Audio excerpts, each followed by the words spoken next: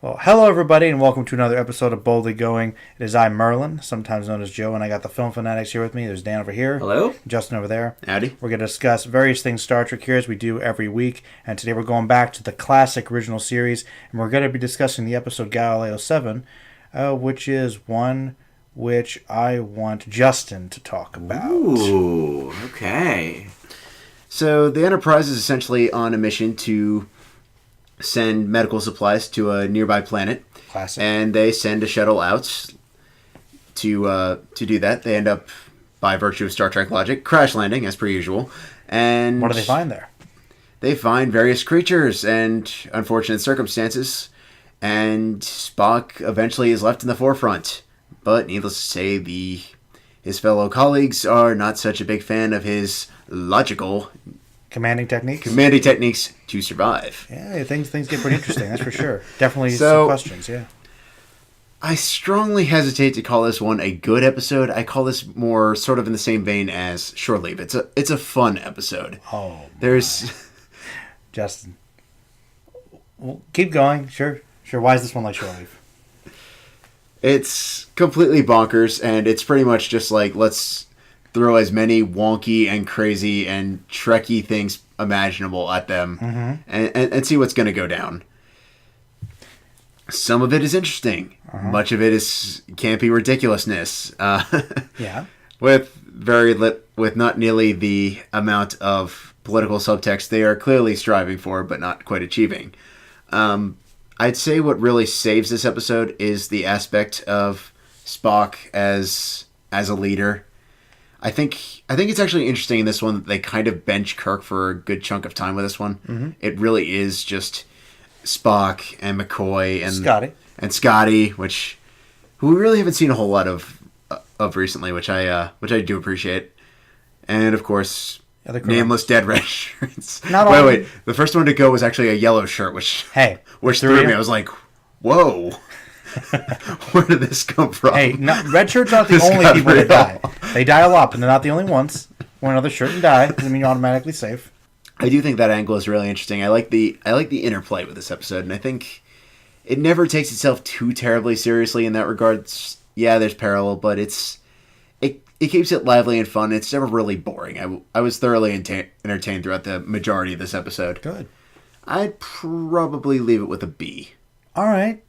Now, Dan was making some faces, so I want to hear what you thought about it. Oh, I think this episode is great. Thank you. I don't understand the connection to Shore Leave at all. That was just fluff and fun. This is like real deal peril, for one. Two, real deal getting to know these characters. I mean, you've got Spock and McCoy, and this is the first time I remember seeing what we saw in the latest Star Trek Abrams film. Well, Abrams didn't do it, but you know what I mean. Yeah. Star Trek Beyond, where, they're really like butting heads, hating each other, but still kind of respecting each other and working together. Like, I don't remember seeing that like this. This is a great Spock McCoy episode. In TOS yet. That love-hate bromance, man. Absolutely. Kirk not being there is fine. Kirk has done enough dumb episodes to last 3 seasons, which is how long the show was on, of course. Naturally. Nichelle Nichols was doing things other than singing. That was fine. A plus right there. But no, I mean, the stuff on the ship I didn't care about because, it's Kirk and her and that crew trying to get them back. Subplot. But the subplot, and it's minimal. I mean, it's maybe... 5 or 7 minutes out of the entire 50-minute episode. I loved the logic versus emotion. Yeah, the emotion. I mean, it sort of reminded me of the whole Lost. Jack versus John Locke. John Locke, yeah, like the man of science versus man of faith. I mean, here we have man of logic, exactly. versus man of heart. Boy, I loved it. I mean, it's an A for me. Joe? Well, I've always loved the Galileo 7, and for you guys both bring up good points, and that's one reason why it's one of my favorite TOS episodes, actually. Aha. Oh, see what I did there? Okay. No hints at all. And okay, now, and I think the reason I really like it so much is there is some real serious intensity. There is some peril, and you really get to see a lot of Spock's development here. The first real situation where he has to try and manage the situation, because we find out Spock doesn't really want command. And there's a reason for that. He knows that he may not necessarily be that great at it, at least not yet. And the whole balance between logic and trying to deal with the other crew members, and the fact that in this utopian society, in tough situations, people, they start to break down. Mm-hmm. And also, you are right to some degree, Justin. There is some campiness. Like, I'm assuming you're talking about the creatures. Yes. These big gorilla men. Yes. They're cheesy as hell. But guess what? They keep them mostly in the dark anyway. Yeah, and they're not even the point. Like, a lot of the villains that we usually encounter and track have a real big part. Yes. I mean, here they're the situation. They're right. Yeah, it's more situational. I mean, and honestly, I think that's why I love TOS so much, is that it's these episodes that kind of balance the really strong message and the intense drama with absolute old school sci-fi corniness. Mm-hmm. Like, you have both feelings. When I laughed a couple times when they're kind of arguing. Like, there were some good lines. When one crewman dies, when he gets impaled by a spear, it feels terrifying, even when you realize it's a big plastic paper mache thing. and you know what? I agree. That definitely does contribute to the classic TOS camp. It's definitely campy, but you know what? The actors are playing it straight, and you know what? That man's dead, and he was killed by a paper mache thing, but I don't care. I don't mind. It's just there for the impetus. R.I.P. Yellow Shirt.